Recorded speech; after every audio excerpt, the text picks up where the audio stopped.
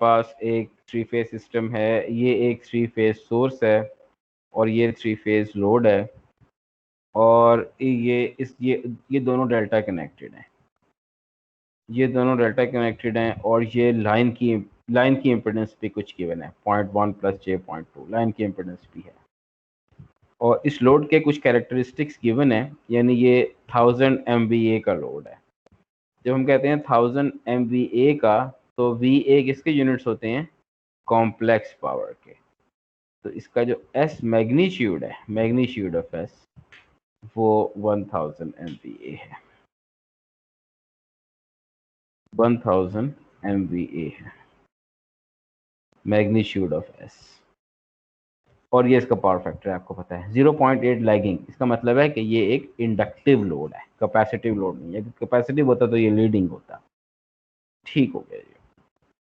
इसमें हमारे पास जो गिवन है वो VL, magnitude of VL given है, यानी VAB कह लें आप, VBC कह लें, VCA कह लें, सबके मैग्नीट्यूड्स तो एक जैसे ही होते हैं ना, आपको पता है। तो वो लाइन वोल्टेज का मैग्नीट्यूड है 500 किलोवोल्ट्स, VAB का मैग्नीट्यूड गिवन है। BBC का भी वही होगा, VCA का भी वही होगा। मैग्नीट्यूड्स तो तीनों लाइन वोल्टेजेस के एक जैसे ही होते हैं, हमें पता है। एंगल्स डिफरेंट होते हैं, एक दूसरे से 120 डिग्रीज अपार्ट होते हैं। अच्छा जी, तो फाइंड क्या करना है? लाइन करंट, ये करंट कर लें, ये करंट कर लें, ये करंट, ये सब एक ही करंट से लाइन करंट फाइंड करना है। और क्या करना है? Power line. पावर लाइन का मतलब ये है कि इस लाइन के अंदर कितनी एवरेज पावर डिसिपेटेड है। अब आप ये देखें कि इस लाइन के अंदर दो कंपोनेंट्स हैं, एक 0.1 है, एक J.2 है। 0.1 का मतलब है एक रेजिस्टर, और J.2 का मतलब इंडक्टर या कैपेसिटर? सीआर साहब, प्लस J.2 का मतलब इंडक्टर या कैपेसिटर?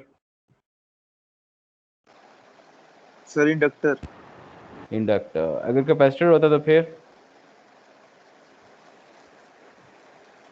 अगर ये कैपेसिटर होता तो ये क्या होता? तो ये माइनस होता, माइनस -J.2। मैंने बताया हुआ है कि इसमें जो रियल पार्ट है वो हमेशा पॉजिटिव होता है, और वो रेजिस्टर को शो करता है, और उसके बाद जो J वाला यानी इमेजिनरी पार्ट है वो पॉजिटिव भी हो सकता है और नेगेटिव भी हो सकता है। अगर तो वो पॉजिटिव है तो इसका मतलब है कि आपका लोड ये एक इंडक्टर है, और अगर वो नेगेटिव हो तो इसका मतलब हुआ कि वो एक कैपेसिटर है। ठीक हो गया। तो ये इस लाइन को हम रिप्लेस कर सकते हैं इससे, एक रेजिस्टर और in series with an inductor. ठीक है, in series with an inductor. ये इसकी ये 0.1 है और ये J.2 है। ठीक है जी। अगर ये माइनस होता तो फिर ये इंडक्टर ना होता, बल्कि ये कैपेसिटर होता। कैपेसिटिव रिएक्टेंस हमेशा -J होती है, इंडक्टिव रिएक्टेंस हमेशा +J होती है। अच्छा जी, तो हमें लाइन में एवरेज पावर डिसिपेशन फाइंड करनी है। इस लाइन के दो कंपोनेंट्स हैं, एक रेजिस्टर और एक इंडक्टर। रेजिस्टर के अंदर एवरेज पावर डिसिपेट होती है, फाइनाइट होती है, नॉन जीरो होती है। इंडक्टर्स में एवरेज पावर कितनी होती है? जीआर इंडक्टर्स के अंदर एवरेज पावर P कितनी होती है? आपको आइडिया है? 0 होती है, क्योंकि इंडक्टर्स के अंदर एवरेज पावर डिसिपेटेड 0 होती है, कैपेसिटर में भी 0। इससे क्या वजह होती है? क्या वजह होती है?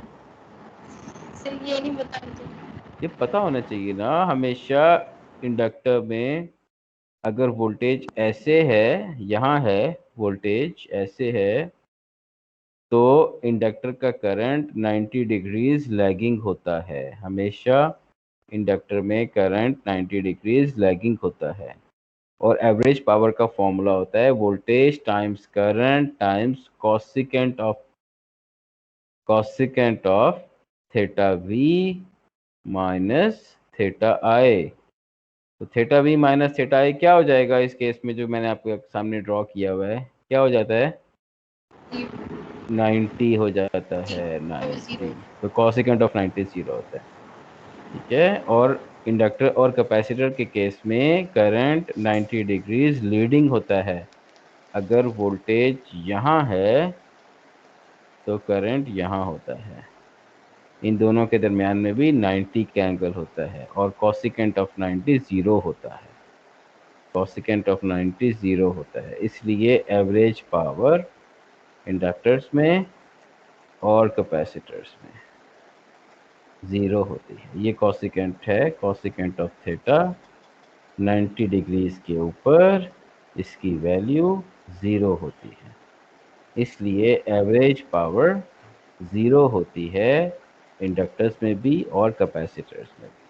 अगर हमें कोई कहे कि इन दोनों के कॉम्बिनेशन में कितनी एवरेज पावर डिसिपेट हो रही होगी, तो आप क्या कहेंगे? आप कहेंगे इन दोनों के कॉम्बिनेशन में उतनी ही एवरेज पावर डिसिपेट हो रही होगी जितनी इस रेजिस्टर में पावर डिसिपेट हो रही है। क्यों भला? क्योंकि एक्टिव पावर इंडक्टर में डिसिपेटेड एक्टिव पावर हमेशा 0 होती है। तो अगर कोई कहे कि इस कॉम्बिनेशन में से मुझे एवरेज पावर डिसिपेटेड फाइंड कर दो, तो आप इंडक्टर को निगलेक्ट कर देंगे, आप सिर्फ रेजिस्टर में से ही एवरेज पावर डिसिपेटेड फाइंड कर देंगे, क्योंकि आपको पता है कि इंडक्टर में एवरेज पावर डिसिपेटेड 0 होती है। ठीक हो गया? जी तो सर। ये पी लाइन का मतलब हुआ, पी लाइन का क्या मतलब हुआ? Average power dissipated only in this resistor. Inductor की पावर हम कैलकुलेट करने की तकलीफ नहीं फरमाएंगे, क्योंकि हमें पता है कि वो 0 होती है। ठीक है क्या? तो इसको सॉल्व करने के लिए एस लोड आपको पता है, अभी हमने लास्ट लेक्चर में पढ़ा, वो square root of 3 VL IL होता है। तो IL हो गया, ये एग्जैक्टली वही फॉर्मूला है जो भी हमने CA66 यानी लास्ट लेक्चर में पढ़ा था। ठीक है, तो हमारे पास एस लोड है 1000 MVA divided by square root of 3 VL भी गिवन है 500। तो IL स्ट्रेट वे उसी फॉर्मूला से, मैग्नीट्यूड ऑफ एस लोड वाले फॉर्मूला से, मैग्नीट्यूड ऑफ एस वाले फॉर्मूला से हमने सॉल्व कर दिया, जो अभी CA66 में हमने पढ़ा था कि magnitude of S is square root of 3 times VL times IL, और जो कॉज और साइन होते हैं वो स्क्वायर होके ऐड हो जाते हैं, और आपको पता है कि cosecant square of theta plus sine square of theta 1 होते हैं। तो आई एल आ गया 1.15 किलो एम्पेयर। तो आधा काम हो गया, आई एल फाइंड कर दिया। आधा काम बाकी का कैसे करेंगे?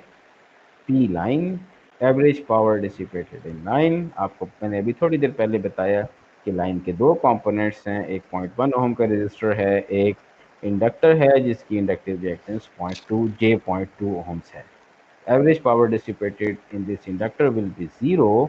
तो average power dissipated in this 0.1 ohm resistor, ये हम कैसे कैलकुलेट कर सकते हैं? It can be calculated as square root of 3 V times I, और V टाइम्स I को I स्क्वायर्ड R भी लिख लेते हैं, V स्क्वायर्ड ओवर R भी लिख लेते हैं ना।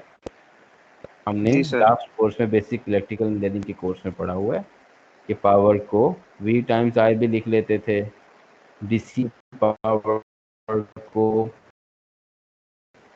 जहाँ हमने डीसी पावर पढ़ा, हमने पढ़ा कि इसको V स्क्वायर्ड ओवर R भी लिख सकते हैं, और हम इसको I स्क्वायर्ड टाइम्स R भी लिख लेते हैं। तीन एक्सप्रेशन,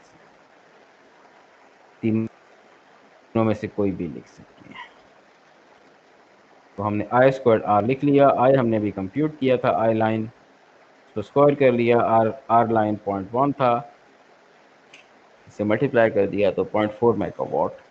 ये हमारे पास इस लाइन में जो हमारे सोर्स से लेकर लोड तक सिग्नल को कैरी करके लेकर जा रही है, उस लाइन में ये पावर डिसिपेशन है।